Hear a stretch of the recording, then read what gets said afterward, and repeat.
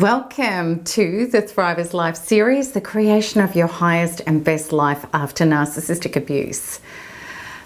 It's so interesting when we understand that seeking validation from others is one of the most serious gaps we can have on the inside that makes us susceptible to narcissists. And like all our inner emotional fractures, it can be our normal, as it is for most people, because we've all grown up in a world of trying to feel whole from the outside in, rather than knowing how to generate our self-fullness from the inside out. And some people may even think that being filled with self-worth and self-love is narcissism, believing that this would be like being self-absorbed to the detriment of others. Yet nothing could be further from the truth. The more we investigate what seeking validation is all about, the more we realize that this is another one of those two sides of the same coin thing that narcissists and codependents both suffer from, which can cause them to bond together. Narcissists are not likely to change what they do regarding seeking out of validation, but we can. With self-awareness and dedication to our inner work, we can move up and out of these trajectories of toxic relationships by healing and changing ourselves. Being freed from the need for validation is one of the most empowering things that we can ever achieve in order to have healthy relationships with ourselves, others, and life. And I can't wait to share with you why. So what I want to look at today is the ways that we can seek validation from others, how narcissists do this also, the results of it, and how to release ourselves from it. So let's have a look at trying to please others to be loved. It's impossible to be all things to all people, and I really love this expression. If we try not to upset everyone else, we will only upset ourselves. The codependent model of trying to please others to be loved is this: if I give you enough of what you want, then you will grant me the love, approval, survival, or security that's going to help me feel whole. And the results of this are that you are feeling emptied out, taken advantage of, and not respected. And it doesn't bring the love, approval, survival, and security you wish to achieve. And it can even be a recipe for staying attached to abuse. The narcissistic model of this is, I will tell you what you want to hear so that I can continue doing what I do, or give you enough at times so that I can keep you hooked and manipulate you for my own agenda. And the results of this are abuse, power plays, unhealthy dependencies, and control. The solution is to heal ourselves enough so that we can live aligned with our true values. And this means saying no when our inner being knows it's not healthy for us to give. It means allowing others to become empowered by doing for themselves rather than keeping them enabled to stay sick, dysfunctional, powerless, and able to mind other people, which is what happens when we keep doing everything for them that they demand or we feel like we need to do for them. So this means that we're going to stop handing power away to people so that they will like us, and start generating healthy relationships with other adults of shared power instead. It also means addressing the compulsion inside us to fix and give to unhealthy others in order to be loved. Module 6 in NARP is very powerful to get these specific inner identity shifts achieved, and I can't recommend doing that enough. Let's have a look at needing attention and compliments. In this social media age, it can be very alluring for people when they feel empty on the inside to try to get compliments and attention from others in order to feel worthy and whole. The codependent model is to do this to try to alleviate feelings of self-doubt, not being good enough, and feeling unattractive, believing that one's worth is tied up in these things rather than unconditionally loving and accepting ourselves. And the results of this are any compliments received, you won't trust them. And if you don't receive enough to feel temporarily better about yourself, then you'll feel even more unacceptable than you did previously. The narcissistic model of this is an attempt to gain much needed narcissistic supply, the attention and acclaim that allows them to know that they exist. A narcissist may also be scouring for a new drug dealer, meaning new supply that they can hook up with. So the results of this for a narcissist are a brief high that becomes a low again, needing even more attention in the future to come up and out of self-rejection. And new sources of supply will be mined if acquired or used to punish an existing love partner who is not appeasing the narcissist's false self adequately. The solution is to be very honest with yourself when feeling empty and having the compulsion to get attention from others. Turn inwards to yourself instead. And if you are a NARP member, you can approach, hold, and load up these parts inside that feel unworthy or not good enough to be loved and accepted, and then let them go and bring in the source healing to this, which allows you to know that you are loved, held, and adored beyond measure by all of existence unconditionally, simply because you exist. And know that if you want to become a better self aesthetically, like if you want to exercise or you want to eat healthily or you want to change your appearance, that's perfectly okay.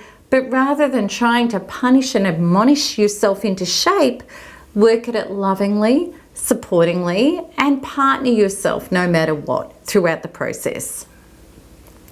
Let's have a look at overperforming. If you were made to feel invisible when you were young, you may believe that you must be exceptional in order to be seen and valued by others. You may try to tell lengthy stories to people so that they like you, or you may believe that you have to tell them about your accomplishments. Maybe you believe that you need to be intellectual, stimulating, mesmerizing, or funny for people to like you. Or maybe you think you are too much of this or not enough of that because people told you that when you were growing up and you try to adjust yourself accordingly. There's an old saying that I love. When you stand in front of the crowd naked, the crowd will roar its approval. So this is not about becoming a nudist. What it means is that you are perfect as you are. And when you get totally okay with accepting who you are, without trying to twist yourself into all sorts of shapes to be liked by others, then people will just organically like you also. The codependent model of this is, I'm not enough as I am, and therefore I need to be what appeals to other people in order to be accepted and loved by them. The results of this are people don't gravitate to you and you feel even more alone and invisible. And if they do, your relationships are superficial and they're not deep and trustworthy. Ah, got an itch. The narcissistic model of this is, it's Tiggy hair, that's what it is. He's molting. The narcissistic model of this is, if I can be exactly what other people want me to be, then I can get them to trust me and I can have this person eating out of my hands. And the results of this are the codependent narcissistic union of toxic and abusive relationships. So the solution is to check in with yourself to see if you're trying to put on a mask in order to be accepted. Be very aware that your goal to set yourself free is to be yourself rather than trying to create a performance to be accepted by others.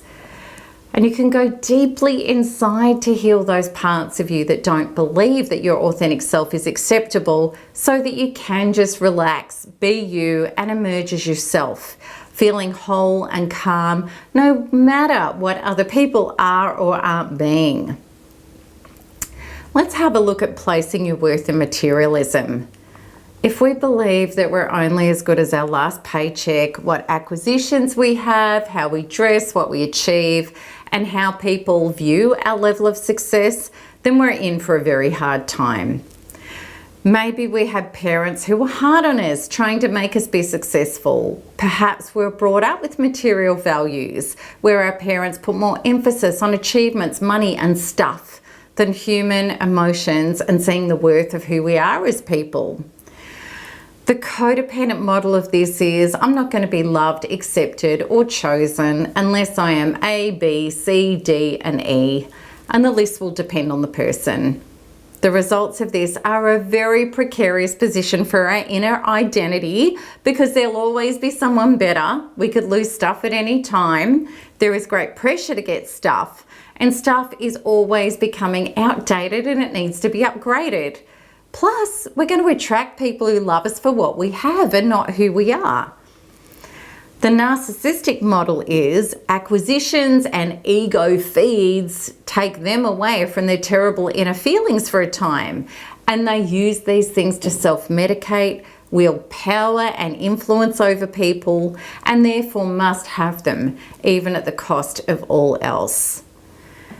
The solution to this is one that many people in this community are faced with, because narcissistic abuse is synonymous with heavy financial losses, and most of us ended up losing virtually, if not everything, regarding our finances, possessions, and properties. And this means that we need to let go of having our identity wrapped around such things, and for the first time in our lives, usually, turn inwards and value our soul and our inner identity health more than anything else. When we do this, a massive shift occurs. We accept ourselves and our value just for being ourselves, and then anything we build onto that in a material sense is simply more of who we are being, and in no way is our inner identity reliant on it anymore. And this happens because we've truly come home to ourselves. Let's have a look at trying to change people's minds about us. If we're accused of doing things that we don't do and couldn't consider doing, we can be appalled and terrorized by the thought of people, especially someone we wish to love us, thinking terrible things about us. This is one of the biggest recipes for abuse. Staying connected to someone who's projecting their character onto you whilst trying to get them to think decent things about you and believing that your inner identity depends on them getting it. The codependent model of this is being hugely susceptible to trying to convince people that you are kind, loving, and good, despite them purporting the exact opposite. And the results of this are discovering this person doesn't stop projecting their disowned, unacceptable parts onto you. In fact, it only gets worse and you get destroyed in the process. The narcissistic model is this: he or she will be triggered by any version of you, of them that you say, real or imagined, that isn't aligned with their own false self version of themselves, which is above reproach. And this happens often on a hairline trigger that a narcissist will get bent out of shape. So the results of this are you are walking on broken glass constantly, trying to organize yourself and your life unsuccessfully around someone else's malfunctioning personality and abusive behavior. So the solution is in understanding what other people think of you is none of your business. What you think about you is your business. Constructive criticism is one thing that we can all benefit from. Yet having people attack your character and you trying to defend yourself against that is entirely another. When you heal the broken parts of you that were blamed, scapegoated, and made to feel fearful of authority, as well as being criticized, rejected, abandoned, and punished by others when you were young and defenseless, then you can have a solid inner identity that doesn't have to agree or argue or justify against anyone's opinion of you. You will know it's an indication of them, not you, and you can refuse to play with them anymore. You're done with that stuff. So please know, seeking oneself from the outside is incredibly painful, and it equals how to lose. And we may not realize that it's an attempt to defy quantum law. So within, so without, and it doesn't work. Because if you feel empty and deficient in self-love and self-worth, then no matter how much you try to get validation from others, you won't. You will always come up empty. And please know, in no way is you establishing self-validation about your life becoming an island, meaning that you're going to become the only source of self to yourself. It's not that at all, because in stark contrast, when you're filled with your own self-love and a self-worth as a result of healing the beliefs of being nourished and flourished by all of existence for being you, which is the ultimate reality truth, and when you can clean up all the painful inner invalidation wounds as a child, then you will feel organically whole and full. And then you're going to genuinely validate and love others in healthy ways also. Because no longer will you subconsciously be trying to get approval from other people to be loved. You're simply going to be validating and loving unconditionally as an outpour of yourself. And there's a massive difference. Have you ever noticed this following truth about life? It is quantum law. When you no longer need something and you're just being that yourself as a state of emotional beingness, then the stuff, that thing, comes in abundance. It's true. Because when you're being it, you're going to start choosing and co-generating relationships with other healthy people who also have the resources to healthily connect and validate you and other people. And you'll easily leave alone those relationships which don't.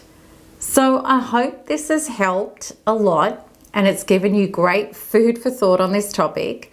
And I'm so looking forward to answering your comments and questions regarding this episode and exactly how to achieve glorious self-validation. And remember, after narcissistic abuse recovery, gloriously, we take it further. Why? Because we can. Lots of love. Bye-bye.